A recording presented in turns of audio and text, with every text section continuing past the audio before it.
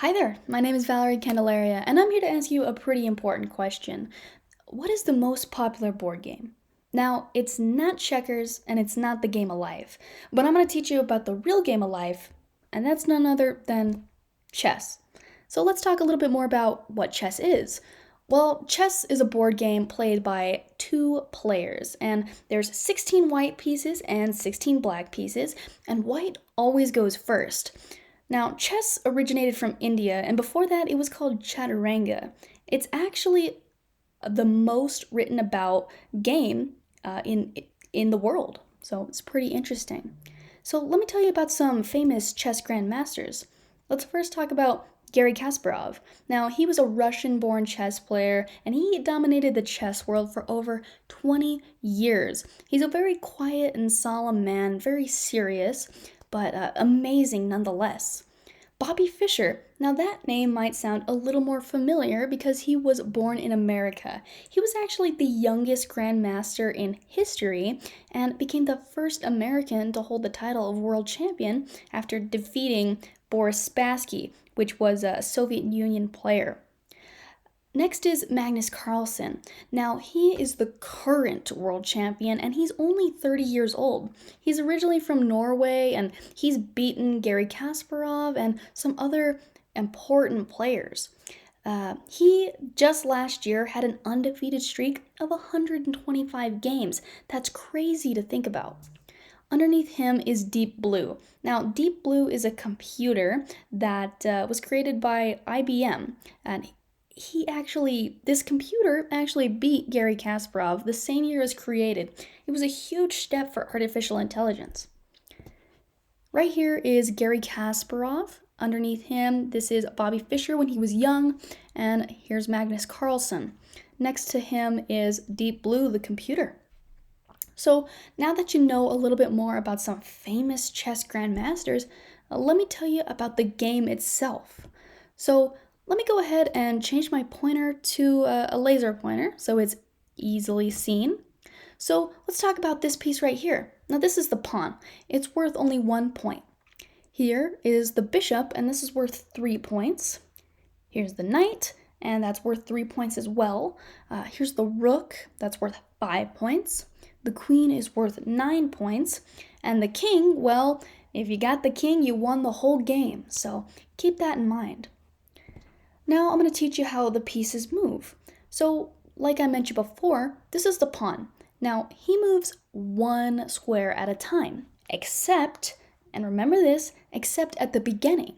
At the beginning, each pawn can move either 1 square or 2. But after that first move, he only moves 1 square at a time.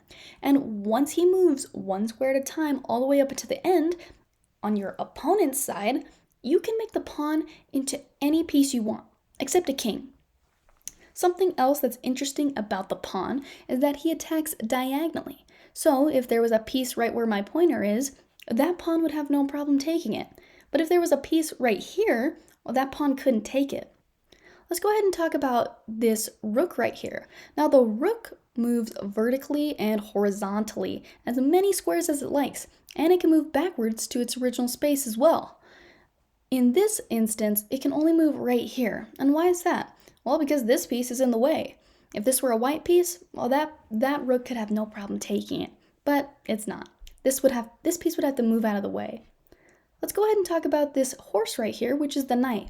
Now, the knight moves in an L formation, and actually, something interesting about this piece is that it can hop over pieces, and this is the only piece that can do that. So if there was a piece right here, well, the knight could just, go in its spot right here on the L. It can't go in a small L, though. Let's go ahead and talk about this piece right here, and this is the bishop. Now, the bishop moves diagonally as many squares as it can, but it can't hop pieces. The only piece that can do that is the knight. Now, this piece right here is the most powerful piece. This is the queen. Why is it the most powerful? Because she can move in any direction she wants, however many squares she wants, but it can't hop pieces.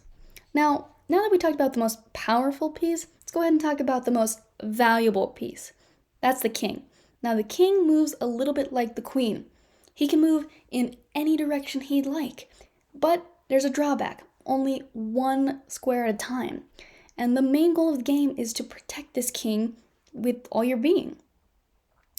So if your king's in trouble, move him one square at a time, or, protect him with a different piece. So, in conclusion, why is chess such an influential game? Well, it correlates to life in a lot of different ways. Chess teaches us that we should take a step back and look at the entire board. We need to take a step back and look at the big picture of life. If we focus in just one small area, we're going to lose the game. And chess also teaches us that it's okay to make mistakes. It's okay to lose pieces. It's not the end of the world.